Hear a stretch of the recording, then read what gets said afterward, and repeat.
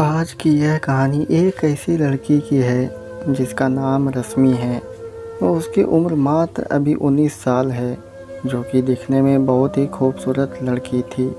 लेकिन उसकी शादी 42 साल के रमेश नाम के एक आदमी से होने वाली थी। रश्मि के लिए यह बहुत दुख की बात है कि उसकी शादी उसकी उम्र से भी 2 गुना ज़्यादा उम्र के एक आदमी से होने वाली थी। वह इस बात को लेकर बहुत चिंतित है। लेकिन रश्मि अपने घर वालों के खिलाफ भी नहीं जा सकती थी, क्योंकि उसके मायके में उसके माँ बाप बचपन में ही गुजर चुके थे।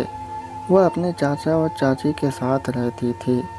चाचा और चाची ने जो रिश्ता उसके लिए ढूंढा था, उस रिश्ते को उसे मजबूरन मानना ही पड़ा। इसलिए मजबूरन वह रमेश से शादी करने के लिए तैयार हो गई। रश्मि और रमेश की शादी बड़े साधारण तरीके से हुई, क्योंकि रमेश की यह दूसरी शादी थी। उसकी पहली पत्नी किसी गंभीर दुर्घटना का शिकार हो चुकी थी, इसलिए उसके घर वालों ने शादी में ज़्यादा तामझाम नहीं किया। रश्मि दुल्हन बनकर जब रमेश के घर आई तो शादी की पहली रात को रश्मि ने सुरेश से बात तक नहीं की। रमेश बहुत अच्छा इंसान था। उसने रश्मि को परेशान ना करते हुए तकिया उठाया और सोफे पर जाकर सो गया। रमेश हर रात रश्मि से बात करने की कोशिश करता था, लेकिन रश्मि तो उसके करीब आना ही नहीं चाहती थी। रमेश रश्मि के मन की बात समझकर रश्मि से कहता है कि रश्मि, जब भी आपकी सहमति होगी तभी मैं आपके करीब आऊँगा। यही कहकर रमेश तकिया उठाकर रोज़ सोफे पर जाकर सो जाता है। इसी तरह रश्मि और रमेश की शादी को लगभग 1 साल गुजरने वाला था, लेकिन रमेश ने रश्मि से कोई शिकायत नहीं की। धीरे धीरे रश्मि को यह एहसास होने लगा कि रमेश उम्र में चाहे मुझसे कितने भी बड़े हो, लेकिन वह एक अच्छे इंसान है। अगर वह अच्छे नहीं होते तो आज वह मेरे साथ कुछ भी कर सकते थे। उनका हक बनना है, लेकिन उन्होंने मेरी मर्जी के खिलाफ उन्होंने मुझे आज तक छुआ तक भी नहीं। मुझे उनके साथ ऐसा नहीं करना चाहिए। अगले दिन रश्मि और रमेश की शादी की सालगिरह थी। रश्मि ने सोचा कि चलो शादी की पहली रात को ना सही, लेकिन शादी की सालगिरह के दिन मैं अपने आप को रमेश जी को समर्पित कर दूंगी। अगले दिन रश्मि जब सोकर उठी तो बहुत खुश थी।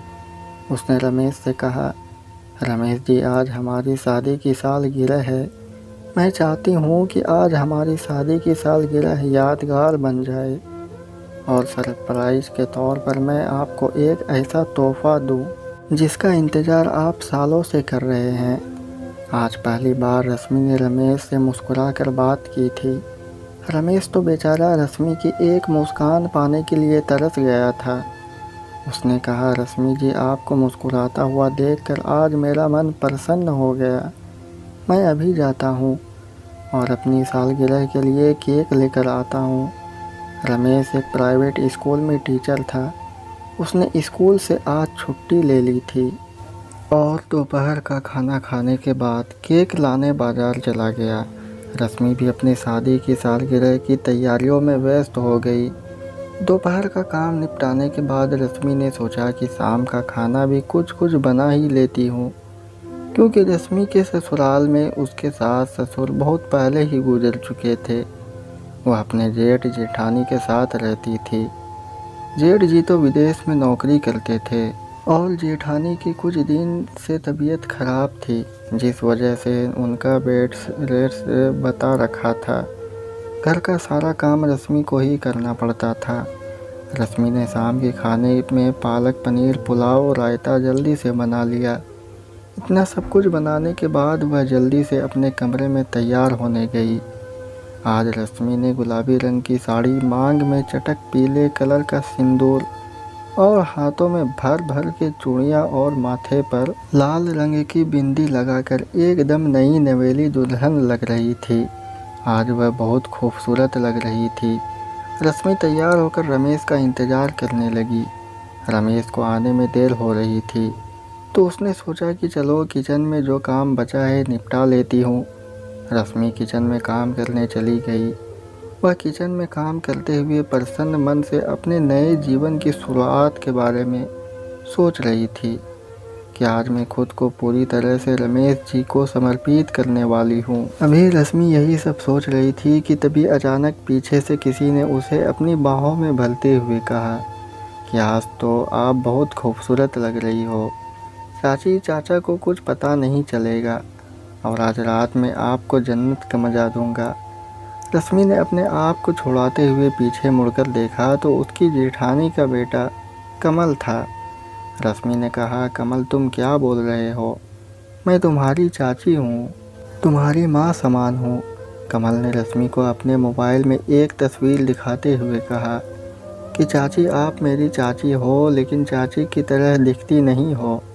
और अगर आप मेरी बात नहीं मानी तो मैं आपके बारे में चाचा को सब कुछ बता दूंगा कि शादी के पहले आपने क्या क्या किया है। रश्मि कमल के मोबाइल में तस्वीर देखते ही डर गई और घबराकर उसने कमल से पूछा कि ये तस्वीर तुम्हारे पास कैसे आई। कमल ने कहा, चाची ये तस्वीर ही नहीं बल्कि आपके बारे में मुझे बहुत कुछ पता है और अगर मैं चाचा को बता दूँ तो चाचा आज ही इसी वक्त आपको छोड़ देंगे। और अगर चाहती हो कि मैं चाचा को कुछ ना बताऊं, तो बदले में आपको मेरे साथ एक रात गुजारनी पड़ेगी। रश्मि ने कमल से पूछा, लेकिन यह सब तुमसे कैसे पता? कमल ने कहा कि चाची शादी के पहले आप जिस लड़की से प्यार करती थी वह लड़का मेरा अच्छा दोस्त है। उसके मोबाइल में मैंने आपकी और उसकी तस्वीर देखी। फिर मैंने उससे पूछा तो उसने मुझे सब कुछ बता दिया कि वो आपसे प्यार करता था और शादी भी करने वाला था, लेकिन आपके घर वालों ने आपकी शादी मेरे चाचा से करवा दी।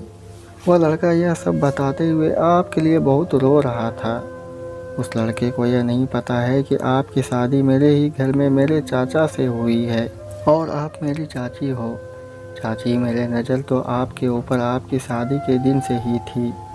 मैं आपको हासिल करना चाहता था, लेकिन कोई मौका ही नहीं मिल रहा था।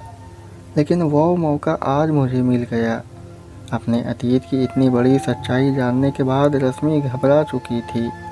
आज वह कितनी खुश थी और आज वह अपना तन मन सब कुछ अपने पति रमेश को समर्पित करने वाली थी।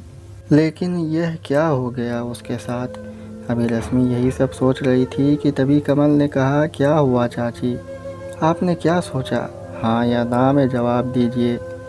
रश्मि ने रोते हुए कहा, कमल मेरे साथ ऐसा मत करो।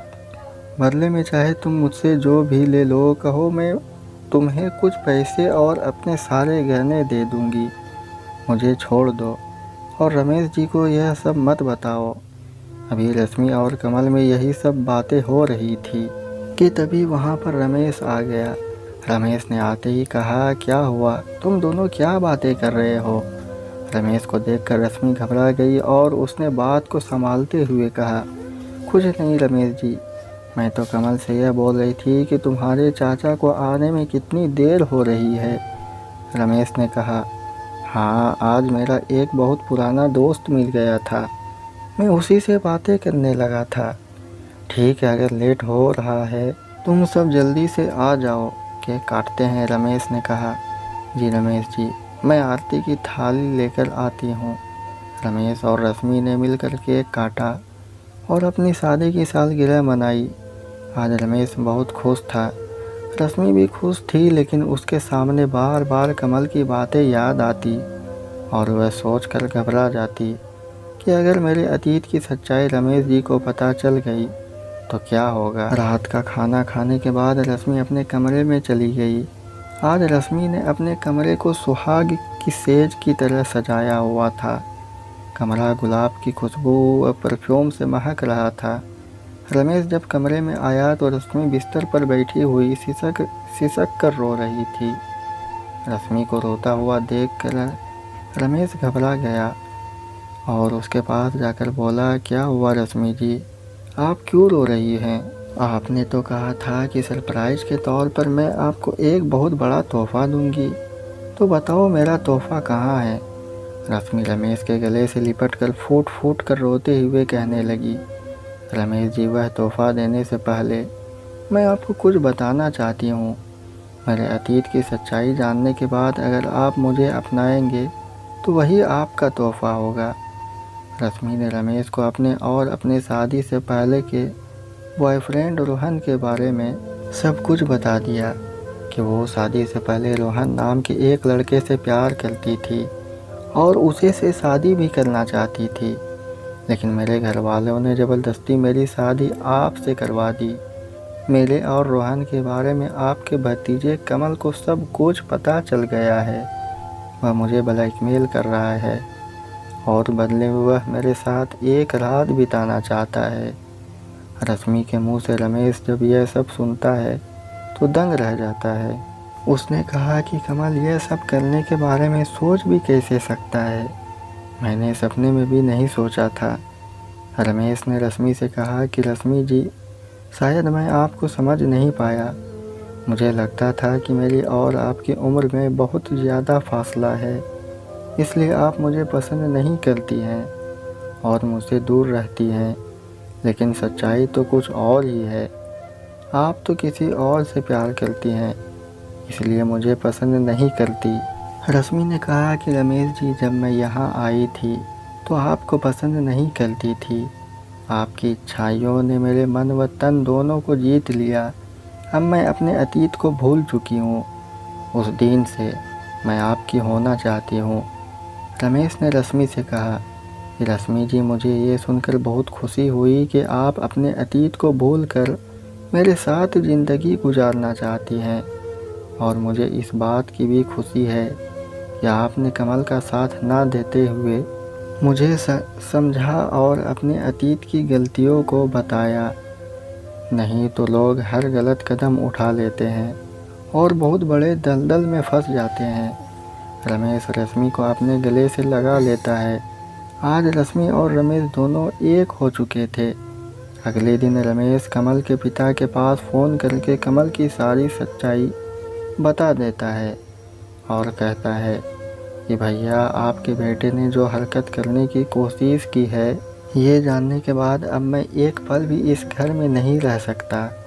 यह कहकर रमेश रश्मि को साथ लेकर दूसरे घर में रहने चला गया। साथियों, अगर सपनों का साथ हो तो इंसान बड़े से बड़ी मुश्किलों का सामना भी बड़ी आसानी से कर सकता है, और दुनिया की कोई भी ताकत हमारे रिश्ते को तोड़ भी नहीं सकती। तो दोस्तों, ये थी मेरी आज की कहानी। उम्मीद करते हैं आपको पसंद आई होगी। आपका क्या कहना है इस कहानी के बारे में, हमें कमेंट करके ज़रूर बताएं।